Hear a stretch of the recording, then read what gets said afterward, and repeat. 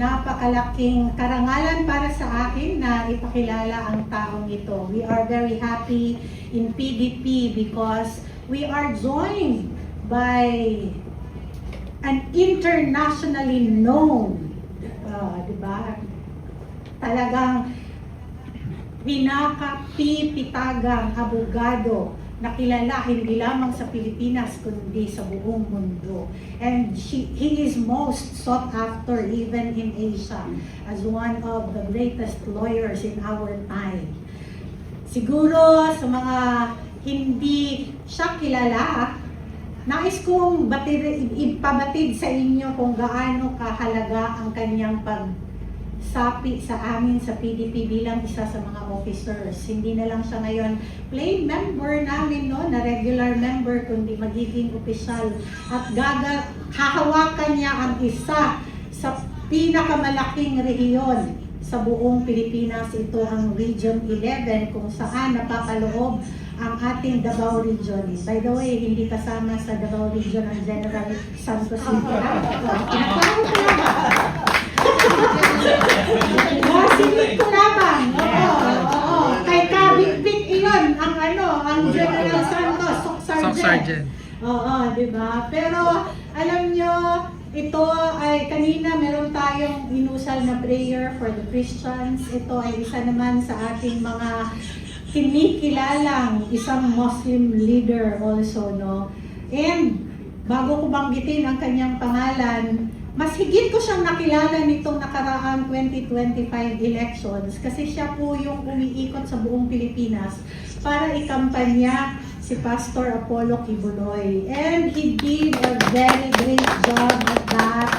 At lalong nakita ang kanyang sigasid, ang kanyang katapatan, at higit sa lahat yung napapaloob na katotohanan sa kanyang puso.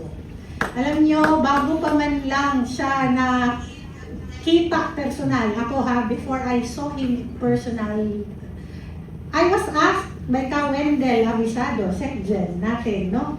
Astra, gusto natin meron tayong Muslim na na kandidato sa sa 2025 elections. Hindi ko personal nakilala ang taong ito, pero sabi ko kay Ka Wendell agad, Ka Wendell, i-field natin na kandidato si Attorney Torion. Kaso lang, nung panahon na yun, busy, sabi ni Ka Wendell, busy si Attorney Torion kasi may hinaharap na maraming kaso si Pastor Apollo Kibuloy. 2022. 2025. Itong nakaraang election lamang. Oo. 2025 elections. Itong nakaraan lamang. And ang para pa rin siya ang kandidato, kasi siya yung umikot. Pero alam nyo, napakaganda ng kanyang puso at napakagaling. He is right now the Dean of the JMCI Law, College of Law, no? Sa Davao City. Hindi lamang yan, meron siyang Torion Law Office at congratulations sa inyo ni Attorney Jimmy Bondo sa bubuksan Palawan. Pero tapos na yung kanilang opisina sa lahat ng ating mga kababayan na kailangan nyo ng abogado dito sa Metro Manila. Meron silang bagong bubuksang opisina sa Pasig. And we are very happy kasi hindi pa man lang siya tumuntong bilang presidente ng Region 11, kumilos na po siya para ma-organize ang buong rehiyon at nagkaroon kami ng maraming basic membership seminars sa Region 11 even before he took oath as an officer of the party. So without further ado, lahat ng buong Pilipinas at buong membership ng PDP ay very happy para doon sa kanyang pagsama dito bilang opisyal ng partido. And syempre, masaya kami dahil nandito siya. And si Kapene ay may gustong idagdag na pagpapakilala sa kanya. Actually, syempre po, dahil lahat naman po kami dito sa PDP, ang pagkilala ay pantay-pantay. Walang mababa, walang mataas, walang mayaman, walang mahirap. Ang tinitignan natin kung paano ka makapaglalatag ng serbisyo para po sa ating mga nagdarahok at mga maliliit na kinakailangan natin tutukan at tulungan. At lalo na yung karapatang pantao ay dapat din natin bigyan pagpapahalaga. Kaya po talaga, natuwa rin kami sa pagdating po ni Attorney, mamaya na, papakilala yan mamaya. Pero syempre, kailangan ipakilala ko muli sa inyo kung sino yung mag-o-oath sa kanya. Hindi mo ito pwedeng questionin pagdating sa kanyang pagiging intelihente sa lahat ng bagay at batikan. Lalo na sa usaping kaperahan, dahil yan po ay ang ating kinilala noon, panahon po ng dating administrasyon, FPRRD, siya po yung isa sa pinakamatikas na nanilbihan at naging trabahante ng bayan, kung kanila po tawagin. Siya po yung dati pong secretary po ng DBM, kung saan yan po ang isa sa pinaka-importante na tinututukang ahensya ng ating mga kababayan, kung saan nandyan po ang kabad ng bayan at mga budget kung paano paghahati-hatiin at saan itatalaga. Dito po ang magpapaot po sa ating pong butihing itatalaga para po sa Region 11 na presidente, si Attorney Kawendel Abisado. Kaya kung nakikita po ninyo ang ating pong seremonya ngayon ay huwag kayong magtaka dahil dito po sa PDP, anytime we are ready. We will be adjusting ourselves also because we know how busy si Attorney Torion. Pero tulad po ng example na ibinigay ng ating FPRRD, ito po ay simple at payak na seremonya, ngunit magiging makatotohanan pagdating ng paglatag ng serbisyong atin pong inaasahan. Kaya talaga pong siya po ang dapat at nararapat na italaga sa Region 11. So, wag na po natin patagalin ang seremonyang ito. At marami pa pong pupuntahan yan at alam ko meron niyang hearing ng alauna ng hapon. Tama? So, kaasya, susugan niyo po ako. Ayan, mga kababayan, mga kapartido, we are very happy to introduce to you who will be taking his oath of office as President of Region 11 Council of PDP. Please welcome Attorney Israelito Torion.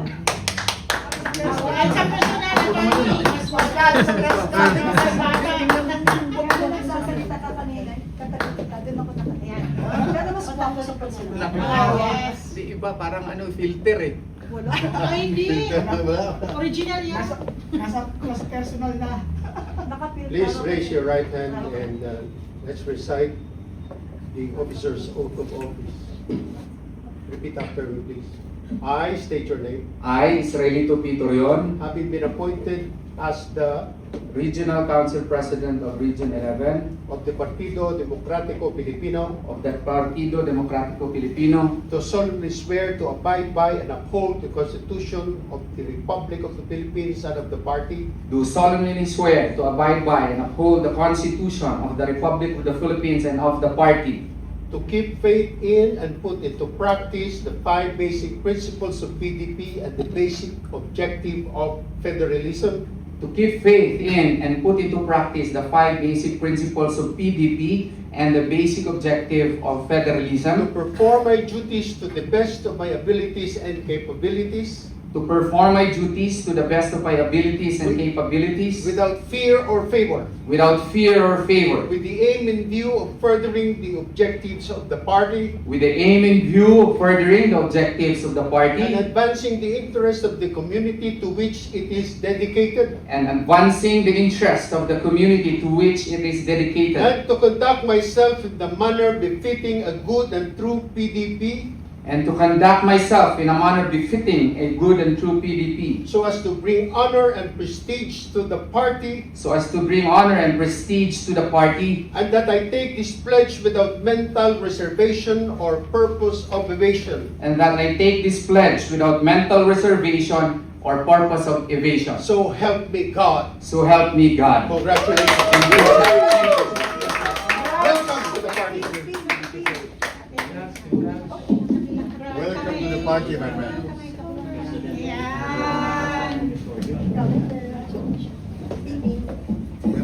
Let's proceed to the official pinning kay Attorney Torion. Alam nyo, one of the original members of PDP PDP now is Kabig Vic Garcia. Yes. So may I ask him to be the one to pin? Aww. Come on. Ito, kasabay-sabay ko ito. Tagal na kami masyado makakilala ni Sir Bitbit. Mga bata pa kami nung araw. Oo nga eh. Tagal na kami. Baka pa rin ang Nakainom lang ako ng Fountain of Youth. Ako pala, wala. Hindi pa kumigil. Hindi. No. Ayan, ayan, ayan. Okay.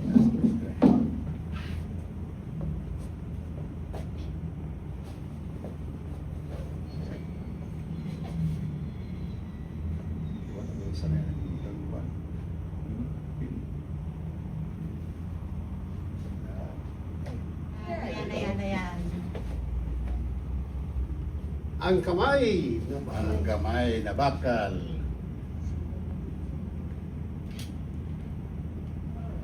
Thank you. Thank you very Salamat much. kayo. Thank you. Salamat. Salamat. Congratulations. Assalamualaikum warahmatullahi wabarakatuh. I am Attorney Israelito Bobet Torion. First, the gratitude. I would like to thank the founders of the PDP Laban.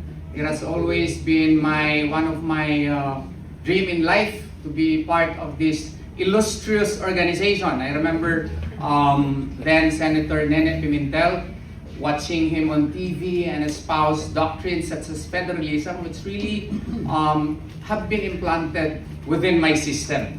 And the advocates of federalism likewise have lived to this day, and I am proud that I am now hand in hand with our Secretary General, my idol likewise, Attorney Wendell Abisado, and I am joined by Attorney Vic Garcia of Region 11, and I have, of Region 12 rather, and I have likewise to express my gratitude and heartfelt thanks to our chairman now, Secretary Al Pusi, for likewise trusting me and entrusting me this responsibility. And I would like also to express my heartfelt gratitude to the national officers of the PDP Laban who are here with us.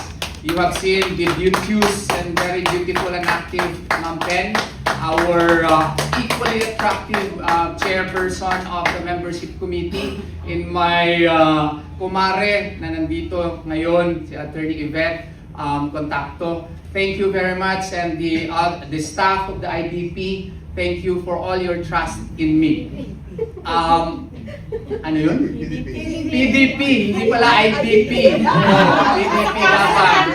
Kasi sanay ako IBP officer. I was IBP president for 2 terms in IBP Davao del Sur. I became a regional governor of IBP in the past. That's why IBP is well within my system. But I should be corrected. It is now PDP Laban. Yan.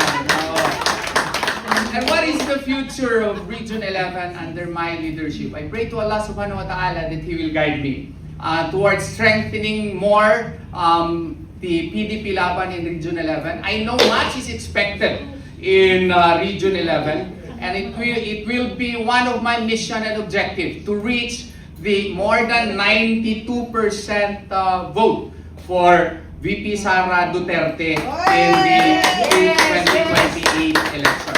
It will be my personal mission to make it happen that we will reach more than 92% of the votes to be garnered by VP Sara Duterte in Region 11. It will be our bank of votes that will shield her from any and all thievery that may happen in any election process. And with that, I would like to request my co-members of PDP Laban in Region 11 to join me in my cause to make PDP a more united, more humane, and more compassionate organization that will attend not only to the needs of the elites, but more so on the needs of the masses, that we can be the voice that can air out their grievances towards the government and make us a vehicle to be an instrument of justice in our society.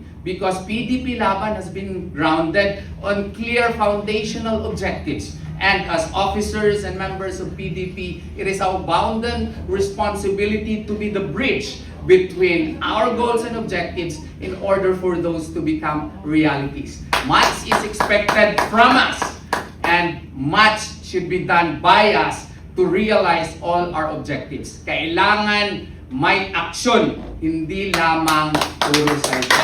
Maraming salamat po, and may Allah subhanahu wa ta'ala bless me and bless our nation. Thank you. Maraming salamat, ka-Israeli Totorion, attorney.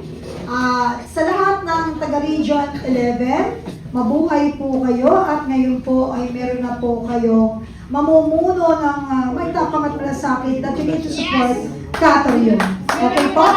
So now po, ang ating pong sunod na gagawin ay ang kanyang ceremonial signing. Everybody, please.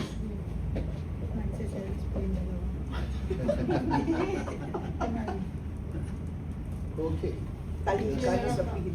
Ayan, harap niyo po. Yes. Yes.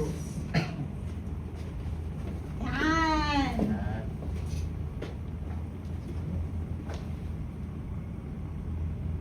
Okay. Kamao? Oh. Puso, puso. Heart, malasakit. Heart. Ganito. Attorney P. Alright. Yan. Okay. Hey!